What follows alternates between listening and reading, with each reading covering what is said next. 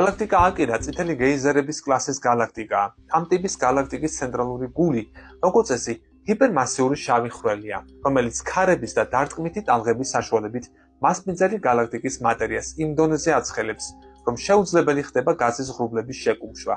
ასეთი გალაქტიკები დაცლილები არიან ვარსკვლავებისგან და პრაქტიკულად მიცვალებულს ვაგვირდებით. ზომბი გალაქტიკები. გალაქტიკა აკირა და ტეტსუა. როგორც ხედავთ, გალაქტიკა აკირას შავი ხვრელი მეზობელი გალაქტიკა ტეტსუას მატერიას ითრებს. სწორედ ეს მატერია ამ ჰიპერმასიური შავი ხვრელის ასეთი აქტიურობის წყარო. მისი აკრეციული დისკო იმდენად დიდი და იმდენად მხურვალია, რომ გიგანტურ აკრეციულ ქარებს წარმოშობს და როგორც უკვე ვთქვი, ვარსკვლავთ წარმოშობის მექანიზმს კლავს. მასიური გალაქტიკები და მათი ევოლუცია. გალაქტიკების ევოლუციის თეორიის თანახმად, ისინი სიცოცხლეს შავი ხვრელის ან გრავიტაციულად ჩაჭერილი წერტილის გარშემო ღრუბლის სუბსტანციად იწყებენ. შემდგომ ისინი ერთმანეთს ეჯახებიან და მასაში იმატებენ. როგორც გალაქტიკა, ასევე შავი ხვრელიც. დროთა განმავლობაში ვიღებთ გიგანტურ სპირალისებულ გალაქტიკებს, როგორიცაა ირმის ნახტომი, ანდრომედა და ასე შემდეგ.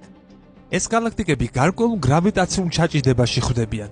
იქმნება გალაქტიკათა კლასტერი, ანუ დაჯგუფება. სწორედ ეს დაჯგუფებები შორდებიან ერთმანეთს აჩქარებით, რასაც სამყაროს გაფართოებას ვუწოდებთ. კლასტერს, სადაც ირმის ნახტომია განთავსებული, ადგილობრივი ჯგუფი ეწოდება და ამ ჯგუფში შედის გალაქტიკა ანდრომედაც. დროთა განმავლობაში ადგილობრივი ჯგუფის გალაქტიკები ერთმანეთს შეერწყმებიან. მეცნიერების ვარაუდით, ანდრომედა ირმის ნახტომი დაახლოებით 5 მილიარდ წელიწადში დაეჯახებიან ერთმანეთს და შერწყმის პროცესი ამდენივე დროს გასტანს. წარმოიქმნება გალაქტიკა, რომელსაც მილკომედა ერქმება. ის აღარ იქნება სპირალური, არამედ იქნება ოვალური ფორმის, ზეგიგანტური გალაქტიკა.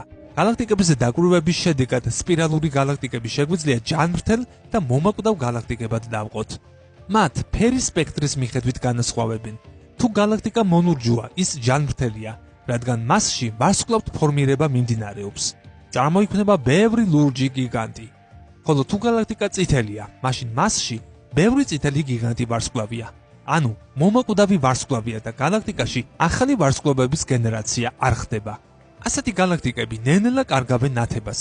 ჩვენი ირმის ნახტომის ძირითადი სპექტრი წითელი აღმოჩნდა, რაც იმას ნიშნავს, რომ 10 მილიარდ წელიწადში ვარსკვლავების გენერაცია სრულად შეწყდება.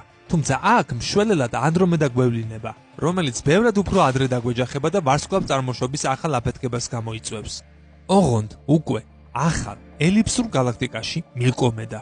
თუმცა ესეც დიდხანს არ გაგრძელდება. როგორც აღმოჩნდა, ეს გიგანტური ზემასიური ელიფსური გალაქტიკები ნელ-ნელა ისევ სპირალური გალაქტიკები ხდებიან.